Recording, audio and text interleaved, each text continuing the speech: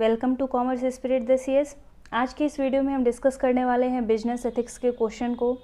इसके पहले जो एमसीक्यू वाला पार्ट है उसमें हम लोगों ने डिस्कस किया था कॉरपोरेट गवर्नेंस का एमसीक्यू। यहाँ पर बिजनेस एथिक्स और कॉरपोरेट सोशल रिस्पॉन्सिबिलिटी से रिलेटेड है। सबसे पहला आपका क्वेश्चन है what is mean by phrase teleological ethics. अगर आपने थ्योरी वाला वीडियो देखा होगा तो इसका आंसर आपको तुरंत पता चल गया होगा।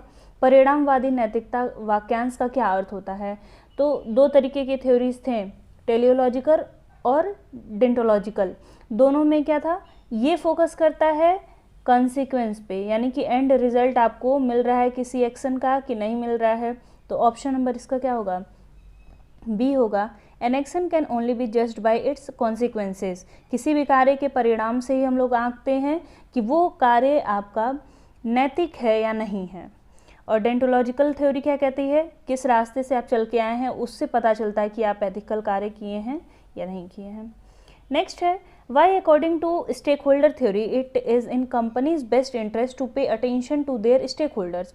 यानी कि स्टेक होल्डर थ्योरी जो है वो कंपनी को क्यों कहती है कि आप अपने हितधारकों पर ज़्यादा फोकस करिए, क्योंकि अगर हितधारकों पे आप फोकस करेंगे तो आपके लिए क्यों बेस्ट रहेगा। तो इसका आंसर है आपका option number D. If firm only act in their own self-interest and inflict harm on stakeholder, then society might withdraw its support. जैसे अगर मान लीजिए आपकी कंपनी है और बस आप अपने आप पे फोकस कर रहे हैं, बाकी के जो स्टेक होल्डर्स हैं उन पे फोकस आप नहीं कर रहे हैं, तो क्या होगा, जितने भी लोग हैं, चाहे वो इन्वेस्टर हो गया, कस्टमर हो गया, सप्लायर हो गया, वो सारे के सारे अपना सपोर्ट वापस ले लेंगे। अपना सपोर्ट वापस लेने का मतलब है कि वो कंट्रीब्यूट नहीं करेंगे, क्योंकि उनको लगेगा कि कंपनी बस अपने बारे में सोच रही है।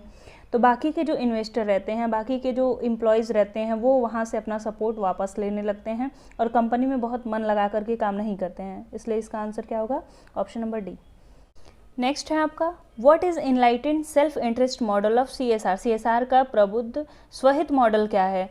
तो स्वहित मतलब होता है कि दूसरों को भी देखना, उसके साथ साथ अपने आप को भी बेस्ट प्रेजेंट करना।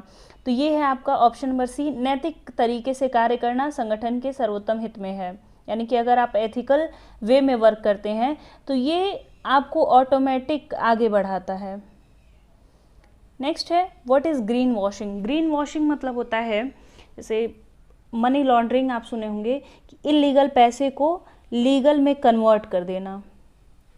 तो वैसे ही ग्रीन वॉशिंग होता है कि कुछ चीज़ें पता है आपको कि वो सही नहीं है, लेकिन इस तरीके से दिखाना कि बहुत सही है। जैसे कोई प्रोडक्ट है, मैगी स्वास्थ्य के लिए हानिकारक है, लेकिन उसको इस तरीके से प्रेजेंट किया जाए कि बहुत ही ज़्यादा लाभदायक है, अगर आप खाते हैं तो बहुत बॉडी बनती है आपकी, आपका स्वास्थ्य बहुत अच्छा रहता है, तो उसको हम लोग बोलते हैं ग्रीन वॉशिंग बोलते हैं। उत्पाद को अधिक नैतिक दिखाना, चाहे वो ना हो, option number B. Making a product appear more ethical that it is really is, मतलब वो उतना नहीं है लेकिन तभी भी उसको इतने अच्छे तरीके से दिखाया जा रहा है, ये बहुत ज़्यादा एथिकल है। नेक्स्ट है question number 5, what is triple bottom line. Triple नीचे पंक्ति क्या है? तो एक अकाउंटिंग का टेक्निक है जिसमें 3P पर फोकस किया जाता है। अब 3Ps क्या हैं आपके? तो उसमें आते हैं पीपल, प्लैनेट और आपका प्रॉफिट। तो ऑप्शन नंबर ए होगा कि एक अकाउंटिंग लेखांकन उपकरण है जिसमें आप लोगों के बारे में और लाभ और उसके साथ साथ जो हमारी अर्थ है उस पर क्या प्रभाव पड़ रहा है फर्म का, उसका लेखांकन किया जाता है। ऑप्शन नंबर ए। नेक्स्ट है आपका question number 6, why do alternative organisations run differently from conventional shareholder led approach. यानी कि अंशधारियों के जो दृष्टिकोण है उससे अलग अब की कंपनी क्यों चल रही है, अब जो कंपनीज आ रही हैं वो अलग क्यों चल रही हैं। तो जैसे जो शेयर होल्डर है, शेयर होल्डर अप्रोच है, वो किस पे फोकस करता है, प्रॉफिट ऑफ फर्म। अगर फर्म को प्रॉफिट हो रहा है तो शेयर होल्डर को हम सारी की सारी जिम्मेदारी बनती है कंपनी की कि शेयर होल्डर के प्रॉफिट मैक्सिमाइजेशन पे फोकस करें। लेकिन अभी कंपनीज किस पे फोकस कर रही हैं, वो फोकस कर रही हैं कि समाज पर एक सकारात्मक प्रभाव डालें। ऑप्शन नंबर बी होगा इसका आंसर। नेक्स्ट है why does an ethical foundation of an organisation embodied. एक संगठन के लिए नैतिक आधार क्या शामिल है। जैसे एक संगठन अगर बनाया जाता है तो उसमें नैतिकता कब मानी जाएगी, चाहे उसका आधार क्या है। तो सबसे पहला है ऑप्शन आंसर इसका है ऑप्शन नंबर बी, जिसमें आप एक्सटर्नल और इंटरनल जो इन्वायरमेंट है उससे किस तरीके से डील करेंगे, उसका जो बेसिक प्रिंसिपल है उसको हम लोग बोलते हैं एथिक्स बिजनेस के लिए। नेक्स्ट आपका क्वेश्चन है, which are the following would most effectively act as the primary objective of an organisation. किसी भी ऑर्गेनाइजेशन का सबसे प्रमुख उद्देश्य क्या होता है, तो टू मेक प्रॉफिट। इसका आंसर आई थिंक आपको पता होगा। नेक्स्ट है, which of the following does the term corporate social responsibility relate to. Corporate social responsibility किससे रिलेटेड है, नैतिक कार्य से, पर्यावरण से, सामुदायिक निवेश से, ऑल ऑफ द अबव। तो जो आपका CSR है वो रिलेटेड होता है स्टेक होल्डर से। स्टेक होल्डर से जितने भी स्टेक होल्डर्स होते हैं, चाहे आप शेयर होल्डर की बात कर लें, चाहे आप एम्प्लॉय की बात कर लें, चाहे आप बाकी लोगों की बात कर लें, कम्युनिटी की बात कर लें, सोसाइटी की बात कर लें, पब्लिक की बात कर लें, गवर्नमेंट हो गया, इन्वायरमेंट हो गया, हर एक एस्पेक्ट से रिलेटेड होता है। तो अगर ऑप्शन में कुछ और भी रहता है तो अभी आप उसको लगा सकते हैं। नेक्स्ट है, who are organisational stakeholder. हितधारक कौन है कंपनी का, तो गवर्नमेंट भी है, एम्प्लॉय भी है, कस्टमर भी है, all of the above. Next है, what is ethics do with. Ethics क्या करता है, नैतिकता। तो नैतिकता आपको सही और गलत के बारे में बताता है, क्या चीज़ें सही हैं, क्या चीज़ें गलत हैं। नेक्स्ट है, which are the following is an example of an area where business ethics apply. निम्नलिखित में से कौन सा एक ऐसा क्षेत्र का उदाहरण है जहां पर व्यावसायिक नैतिकता लागू होती है। अंतर्राष्ट्रीय संचालन, कहीं पर भी नहीं, स्टाफ के निजी जीवन में, या इनमें से कोई नहीं। तो अगर आप ध्यान देंगे तो ऑप्शन नंबर ए समझ में आ रहा होगा, क्योंकि यहाँ पर क्या है कि आप इंटरनेशनल बिजनेस की बात कर रहे हैं। अगर अंतर्राष्ट्रीय स्थान पर आप जाकर के व्यवसाय को चलाते हैं तो वहाँ पर व्यावसायिक नैतिकता काम आती है, बाकी कहीं नहीं तो ये होगा ही नहीं ऑप्शन में। और पर्सनल लाइफ में है तो वो पर्सनल चीज़ें हैं, यहाँ पर बिजनेस की बात की जा रही है। नेक्स्ट है, the 4 type of corporate social responsibility include. ये आपका बेस है करोल मॉडल पे, जो आपका सोशल रिस्पॉन्सिबिलिटी से रिलेटेड करोल मॉडल है, जहाँ पर उन्होंने 4 टोटल एथिक्स से रिलेटेड दिए हुए कॉर्पोरेट सोशल रिस्पॉन्सिबिलिटीज़ दे रखे हैं। तो आप याद कर सकते हैं EL, उसके बाद होता है फिर से E, और सबसे लास्ट में आता है P। फुल फॉर्म क्या क्या होता है, सबसे पहले इकोनॉमिक, लीगल, फिर उसके बाद आता है आपका एथिकल, और सबसे लास्ट में आता है फिलैंथ्रोपिक। फिलैंथ्रोपिक मतलब होता है परोपकार की भावना। इकोनॉमिक मतलब आप जानते होंगे आर्थिक होता है। तो करोल ने बताया था कि टोटल 4 लेयर है। सबसे पहले कोई भी कंपनी की रिस्पॉन्सिबिलिटी बनती है इकोनॉमिक रिस्पॉन्सिबिलिटीज़ को पूरा करें। जितने भी लोग ने कंपनी में पैसा लगाया है, जो जैसा रिटर्न चाहते हैं एटलीस्ट वो रिटर्न उनको मिले। लीगल में क्या आएगा आपका, लीगल रिस्पॉन्सिबिलिटी मतलब जितने भी रूल्स और रेगुलेशंस गवर्नमेंट बनाती है वो सारे रूल्स और रेगुलेशंस पूरा किया जाए। फिर उसके बाद आता है एथिकल, यानी कि आपका खुद का कर्तव्य बनता है कि आप अच्छे कार्य को करें, सही कार्य को करें। और सबसे लास्ट में आता है फिलैंथ्रोपिक, जैसे अगर आप किसी की हेल्प करते हैं परोपकार की भावना से, मतलब वो आपके अंदर से आ रहा है कि मुझे सामने वाले की हेल्प करना है, किसी चीज़ से मोटिवेट होकर के नहीं, किसी चीज़ से प्रेरणा लेकर के हम लोग नहीं काम कर रहे हैं, वो अपने अंदर से आ रहा है। तो ये चारों करोल ने बताया था। ये क्वेश्चन में आपका ये भी आ सकता है कि करोल ने कौन कौन से रिस्पॉन्सिबिलिटीज़ बताई हैं। तो ऑप्शन नंबर ए है legal, philanthropic, economic and ethical. Next है question number 14, the dash dimension of social responsibility refers to business social contribution of time, money and other resources. सामाजिक जिम्मेदारी का, उत्तरदायित्व का कौन सा आयाम है व्यवसाय के समय के पैसे और अन्य संसाधनों को सामाजिक योगदान को संदर्भित करता है। तो ये है आपका फिलैंथ्रोपिक, परोपकार। इसमें क्या होता है कि जो कंपनी से जुड़े हुए लोग हैं, जो सोसाइटी है, उस पर कंपनी कुछ कॉन्ट्रीब्यूट करती है, चाहे वो पैसा हो गया, चाहे अपना समय हो गया, चाहे उसके साथ साथ और भी कोई संसाधन है उसका भी उपयोग करती है। जैसे आप देखे होंगे जो बड़ी बड़ी कंपनीज होती हैं वो NGOs वगैरह ओपन करते हैं, और वहाँ के जो मालिक होते हैं वो जाते हैं वहाँ पे विजिट करते हैं, और कुछ प्रोग्राम्स होते हैं, बाकी सारी चीज़ें होती है, तो वहाँ पे वो अपना टाइम लगा रहे हैं। उसके साथ साथ हो गया कि अपना पैसा भी तो लगा रहे हैं, अदर रिसोर्सेज भी लगा रहे हैं। तो ये सब इसमें परोपकार वाले में आता है। नेक्स्ट है, A stakeholder orientation include all the following activities except। हितधारक अभिविन्यास में निम्नलिखित को छोड़कर सभी गतिविधियां शामिल हैं। हितधारक समूहों के बारे में डेटा को कलेक्ट करना या जनरेट करना ये सम्मिलित है। पूछा है कि किसको छोड़ करके, बाकी सारी चीज़ें इंक्लूड है। Assessing the firm's affect on stakeholder group, हितधारक का क्या प्रभाव पड़ने वाला है फर्म के ऊपर, उसका आकलन करना।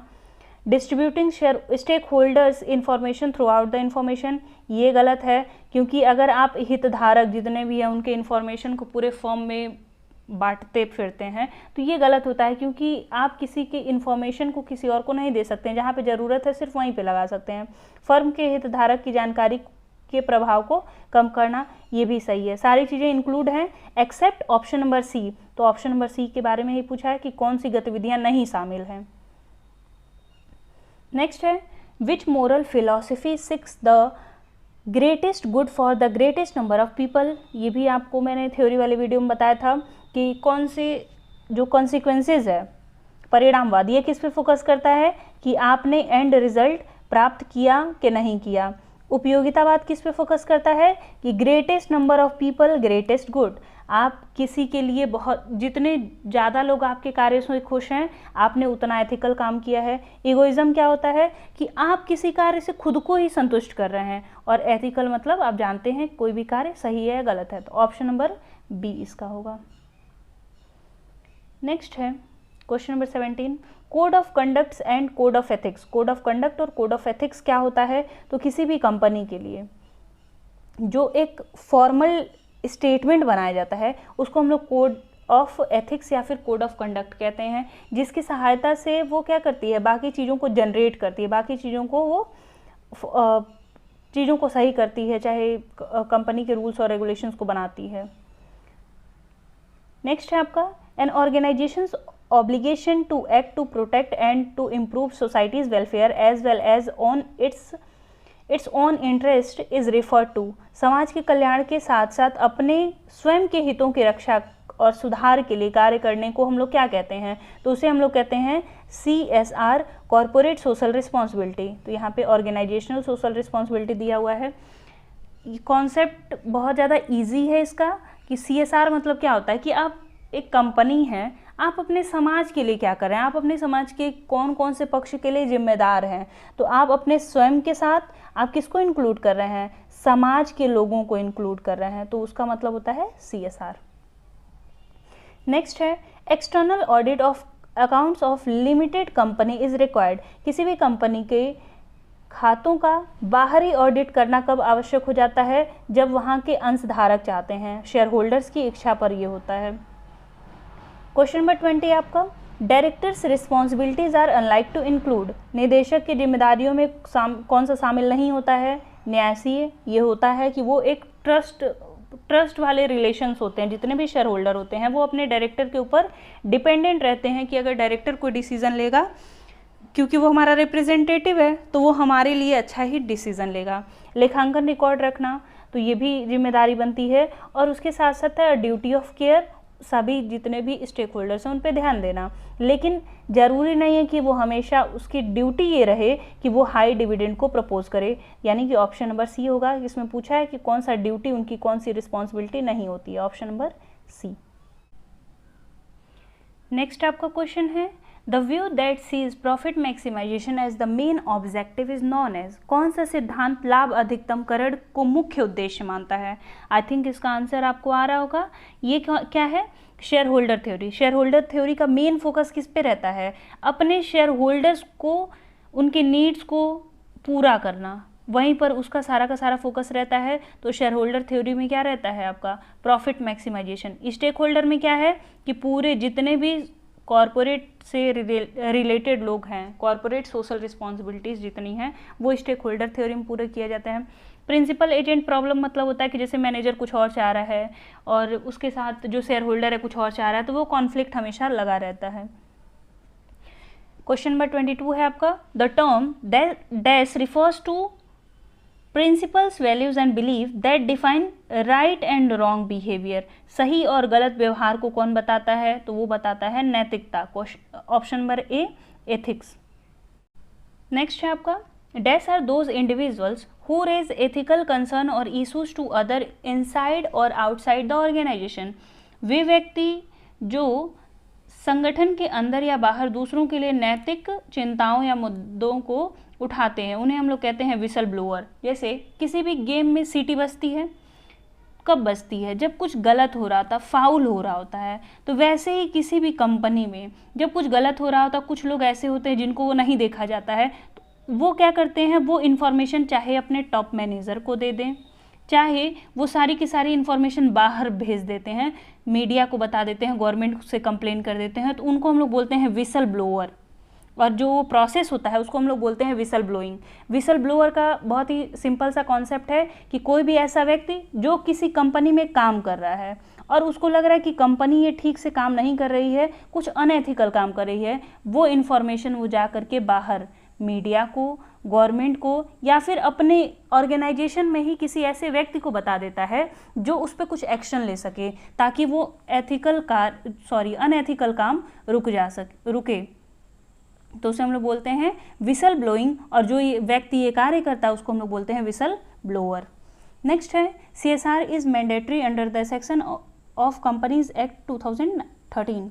कंपनीज अधिनियम 2013 की कौन सी धारा में CSR को यानी कि कॉरपोरेट सामाजिक उत्तरदायित्व को आवश्यक बना दिया गया है? तो वो है, आवश्यक नहीं अनिवार्य बना दिया गया है, तो वो है धारा आपका 135। पहले क्या था, इसके पहले कि CSR आपको क्रिएट करना है तो करिए, नहीं करना है तो मत करिए। लेकिन 2013 में ये एक्ट, जब कंपनीज एक्ट आया था तो उसको इंक्लूड किया गया है धारा 135, और 1 अप्रैल, ये आपका MCQ के से हो सकता है, 1 अप्रैल 2014 से ये सबके लिए मैंडेटरी कर दिया गया है कि आप अगर 3-4 क्राइटेरिया हैं, वो बाद के वीडियोस में मैं डिस्कस कर लूँगी कि क्या क्या चीज़ें हैं। तो अगर आप उन 3 क्राइटेरिया में से किसी को भी पार कर ले जाते हैं तो आपके अपने प्रॉफिट का 2% का CSR क्रिएट करना होता है। 2% प्रॉफिट का नहीं होता है, एवरेज प्रॉफिट का होता है, वो मैं बाद के वीडियोज़ में बता दूँगी। नेक्स्ट है आपका philanthropy is derived from the Greek word. Philanthropy कौन से वर्ड से डिराइव किया गया है? तो वो डिराइव किया गया है फिलैंथ्रोप्स। बस आज के लिए इतना ही। नेक्स्ट वीडियो में आगे की चीज़ों को डिस्कस करेंगे क्योंकि वीडियो बहुत ज़्यादा लेंदी हो जाएगा। मिलते हैं नेक्स्ट वीडियो में। धन्यवाद।